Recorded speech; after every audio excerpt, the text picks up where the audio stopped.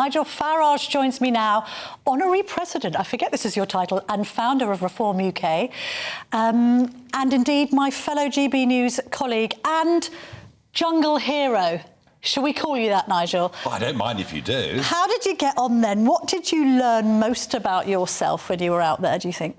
My biggest fear was physically, could I get through it? Yes. You know, I was a lot older than the rest of the people there. Yes. Plus, I've got 1 or 2 injuries that I'm carrying Indeed. from plane crashes, car crashes, whatever. So the big fear was, would my back hold up to it? Would I get through? And what I learned was, easy really. Yeah. The more exercise you get, the stronger you become. So I left there after 23 nights in the jungle, no tea, no coffee, no salt, no sugar, no alcohol. Lots of exercise. Looking lean and mean. And, yeah, you know, fitter and stronger than I've been since I was at school. So I learned that I could do it. I also learned something else, which I never would have believed, and that was that I could totally overcome all my fears. What was your greatest fear going in? The Bush Tucker trials and my you fear stormed through those. Well, my fear was that I'd show fear, I'd look weak. Yes. And I didn't want that, and that may sound a bit of a old-fashioned, stiff upper lip approach to things. Yeah. But I managed to overcome all of that. And it was interesting because I was in there with some really fit, strong young people. Yeah. And then some of them were having nightmares about the trials, about the insects, the snakes. And I just breezed through it all. So no, I was really pleased with the whole thing. I thoroughly enjoyed it, and I'd do it again. And what's the reaction been now that you're out? I mean, obviously, I think that the impetus behind doing it, apart from a big fat check, let's be honest, is also the fact that you can broaden your horizons, you can appeal to a greater number of people who might not be familiar with the Brexit stuff and see you in a new light. Was that the intention? Well, there are 2 points, really. I mean, firstly, there are lots of people out there who were 12 at the time of the referendum who are now of voting age, who don't really know much about Nigel Farage. That was useful. Secondly, a lot of people out there who have come to hate me because of what was written about me in these rags. Yeah. Well, one of them isn't a rag. Well, one of them is an esteemed organ of news. For the moment. Yeah, quite. We'll get onto that in a minute. Yeah, thank you. And so people do form their perceptions on the basis of what other people say, and I did think this was a real opportunity. You can't, over 3.5 weeks, pretend to be any different to what you are. I mean, a number of people in the first few days have come up to me and said, look, Nigel, we never really liked you before, but actually we think you're an ordinary, normal bloke. Yeah. So I think it's done me a lot of good, and there's some polling out amongst 2019 Conservative voters suggesting a 20% shift in my favour. Oh, this is it. Why are you looking at polling about your political favour when you're not... Well, because people send it to me, and let's face it, voters are people. Let's drill into this, please, because we need to know what you're planning. Well, I do too. Well, what are you planning? Nothing at the moment. Why not? Well, I've just come out of, nearly a month away. Lots of thinking time, though. Yes, and I think this Conservative government have failed in almost every degree. I think the country is in managed decline. It feels a bit like the mid-1970s to me. I don't see any prospect of a Starmer government being any different. I think the quality of life for most people, most families, is getting a little bit worse every year in a number of ways. Yep. You can't get a GP appointment, travelling, the cost of living, the prospect of your kids ever getting a house, the population explosion that's been caused by a Westminster consensus that effectively supports legal immigration on levels we never even dreamt of. So for all of those reasons, I look at things and think, well, if I was to come back into the front line of politics, could I make a positive difference? Could I change things as I see it for the better? Against that, I enjoy working here at GB News. I've got options, perhaps more options after doing the jungle. So, one would be a very easy life. One would be back going into the sort of, helter-skelter world of politics. You can't resist it, can you? Well, I haven't decided. I genuinely Let me find the Observer. This is an interesting headline about you. Let's see. They're saying that you want to perhaps return to the fray. Farage will help Reform make election about immigration. Former Brexit Party leader poised to return to politics, claim allies. Well, that's just speculation. Well, come on, nail your colours to the mast a little more. Maybe you want to tell me that you don't want to do it now, that you want to come back a bit later. Maybe you want to see what happens to the Conservative Party, what's left of it, and then reconsider. Well, that's another option, is that you let the election go by, the inevitable happens, the Conservatives lose heavily, or perhaps they're even routed. I mean, it's not impossible that they go down to 120 seats, something like that. It could easily, it could happen. And there might be an argument that that's the right moment to get back involved. I genuinely, I'm not trying to get away from your questions. I genuinely haven't made my mind up. It is, on a political level, a big decision, but on a personal level too. It's an enormous decision. But isn't reform gaining the momentum now? I mean... Yes, it is. And reform is... The great thing about reform's growth is that it's solid, organic growth. It's steady. It's happening week by week, month by month. The polling that I've seen since I came out of the jungle, it's consistently now 10 to 11%. So, we're pushing up to where you think it was a decade ago. But then that begs the question, if not now, then when? Because we've got this point of crisis for the Conservatives. I mean, Oliver Dowden on earlier, sort of insisting everything's fine, even though Rishi Sunak's approval rating has dropped to below Boris Johnson's. So it's almost like the perfect chemistry for you to come back. Well, it is and it isn't. I mean, of course, if we had European-style elections, ironically, with proportional representation... The only part of European politics that you were in favour of. Well, actually, most of the world has a degree of representative democracy. It's just sort of us in America stuck with this very 19th century model. So if we had... Even if there was an element of PR in our elections, I think the answers I'd give you this morning would be a lot more positive. I'm still very bruised by 2015. Yes. You're getting 4 million votes in one seat. Yes. What the hell's the point of this? Yes. And maybe if you believe some of the private polling at the minute, maybe, reform, if I was heavily involved, we'd get between 5 and 6 million votes and 3 seats. I have to ask myself, is it worth it? Well, it's worth it if you want to give Conservatism a bloody nose and you're so concerned about the country going to hell in a handcart that something needs to be done. No, I know.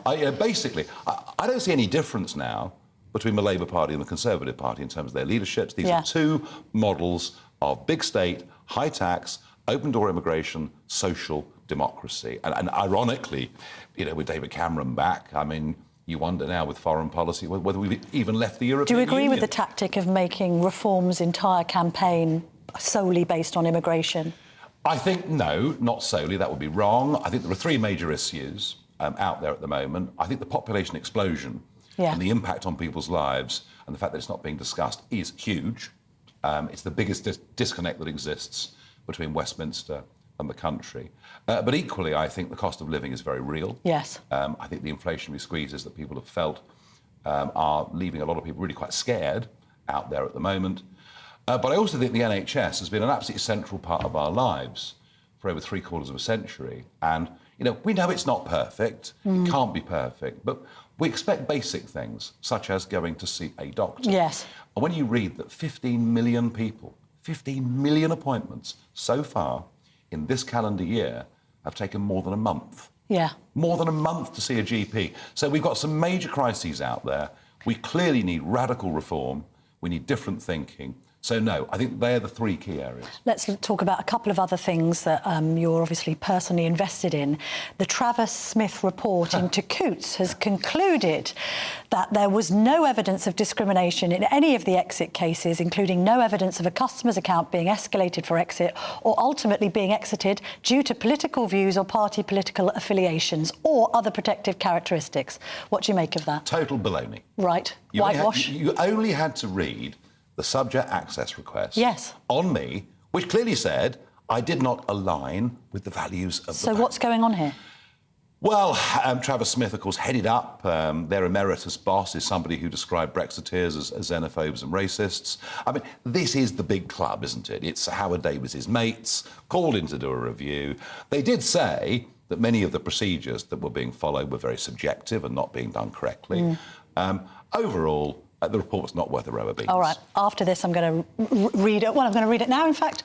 Coutts' new chief executive, Mohammed Syed, said the bank, quotes, recognise the need to improve our customer account closure processes, and those improvements are already well underway. It is clear that there are lessons to be learned. The experience of some of our customers fell short of what they should expect, and we apologise to them. Just in the interest of balance, I must read that. Let's talk about David Cameron. Did you find out that he was in post before you went to the jungle? I think he was put into post 2 days before I went in.